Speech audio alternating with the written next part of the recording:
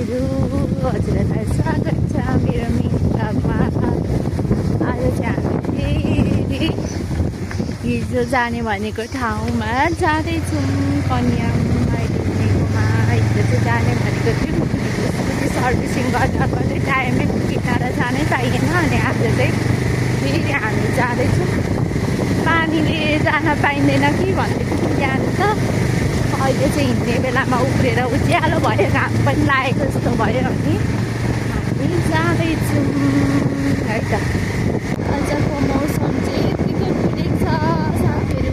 यो स्कुल हाम्रो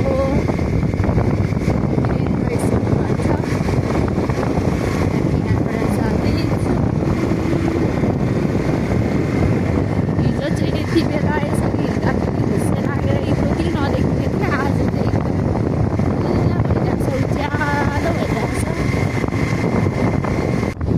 चाहिँ साथीहरू, मेरो माइत गाउँ जाने बाटो म हजुरहरूलाई देखाउने छु। यहाँबाट यता जानुपर्छ। हिजो पनि भिडियो बनाएको थिएँ मैले, भएन रहेछ। अनि आज चाहिँ बनाएँ। हाम्रो लिङ्गीको घर जाने बाटो आइसकेको छ। अब हामी चाहिँ आइपुगे होइन यो यहाँबाट यता जान्छौँ।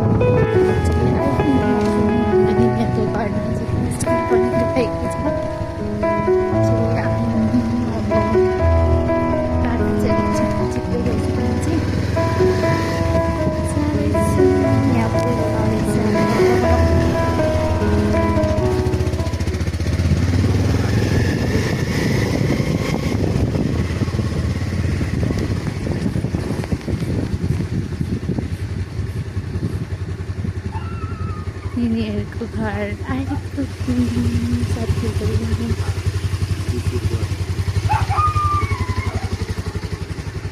गौथलीको गुड पनि रहेछ साथीहरू। हाम्रो निनीहरूकोमा चाहिँ यो कुकुर पनि रहेछ, कस्तो राम्रो।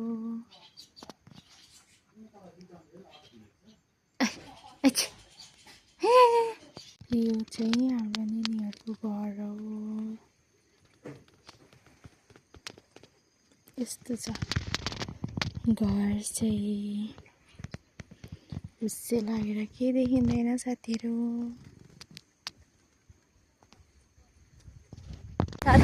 हामी चाहिँ निनीकोबाट खाजासाजा खाएर हिँडिसक्यौँ। ढिलो भइसक्यो, आज 4:30 भइसक्यो। पानी अलिअलि आउँदैछ।